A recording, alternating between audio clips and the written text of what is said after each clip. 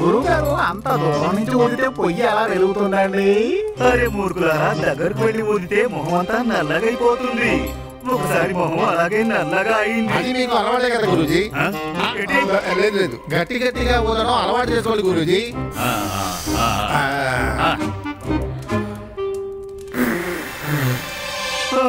మంట మొదలైంది. మంట పెట్టడంలో ఆరితేరారు గురూజీ.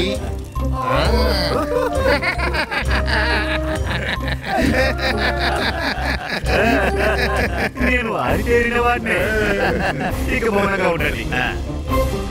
గురుగారు ఏం తయారు చేస్తున్నారు?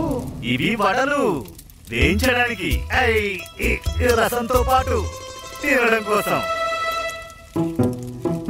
వేడి వేడి వడలు ఇందులో వేద్దాం.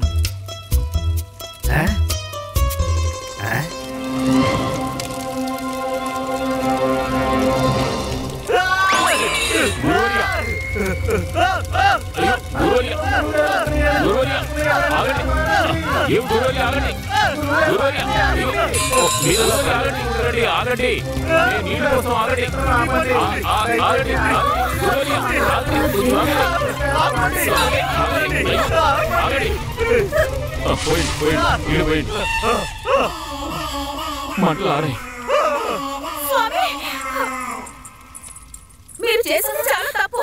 నన్ను పిలుచుండాల్సింది. నేను మంట ఆర్పినాను. మళ్ళీ నాకు నీ పట్టించండి. తను ఆర్పుతుంది, అంటించండి.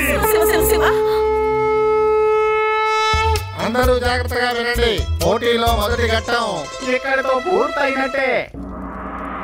ఇప్పుడు మేము అలాగే మహిళలందరూ కూడా ప్రతియోగులు చేసిన పనులన్నిటినీ కూడా వీక్షిస్తున్నాము.